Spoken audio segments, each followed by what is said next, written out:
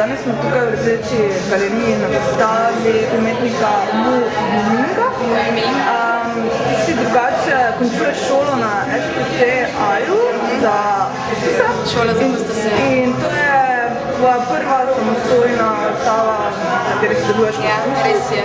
Pa me zanima, kako sploh naveza z Kitajsko, kako si prišla do tega umetnika?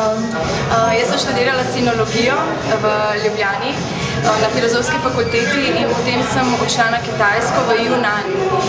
In tam sem se zapletla, spoznala sem ljudi, ki so začeli ustanavljati konkretno Mu Ming, še z enim prijateljem je začel ustanavljati kot nek rezidenčni program za umetnike, kar pomeni, da so umetniki iz drugih delov sveta hodili v Yunnan in tam delali z lokalnimi ljudmi in potem vsak mesec je bila produkcija in sem začela nekako z njimi delati in sem precej dobro spoznala umetnika, Muja, in ves čas sem si želela nekako z njim delati. No? Tako da letos je pač prišla priložnost prava in sem ga pokontaktirala, prijavila sem projekt v Rdeči galeriji in zdaj je šel skozi, mislim.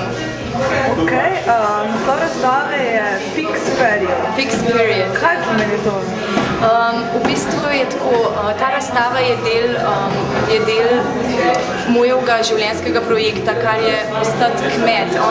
On je prepotoval velik del sveta, 10 let svojega življenja je preživel v Evropi in na nek način bi se rad zdaj umiril. Mislim, postopoma se gradi v Lijiangu, ki je precej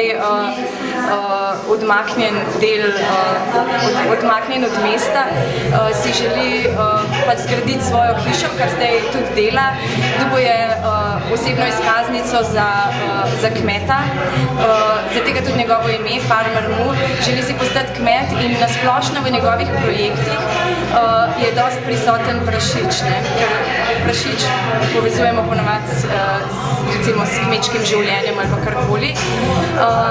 No in ta razstava je del tega projekta Farmer Mu se imenuje, se pravi iz mestnega človeka postati podeželski človek in vse skupaj, ves koncept, ki ga je imel, je hotel inkorporirati prašiča.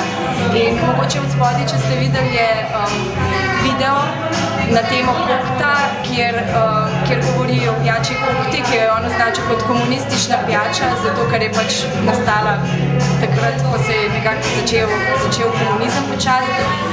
In Coca-Cola, ki pa predstavlja kapitalizem, on pa govori pač o neki pijači prihodnosti, recimo, ki je označil kot Fixed Period.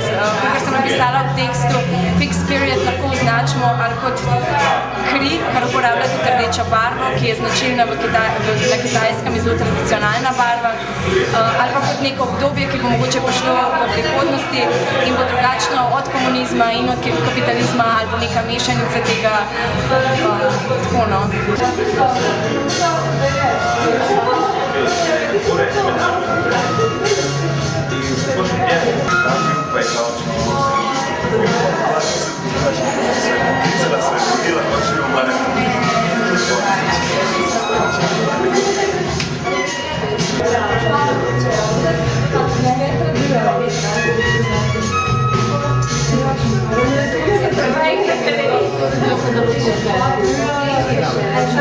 Ja,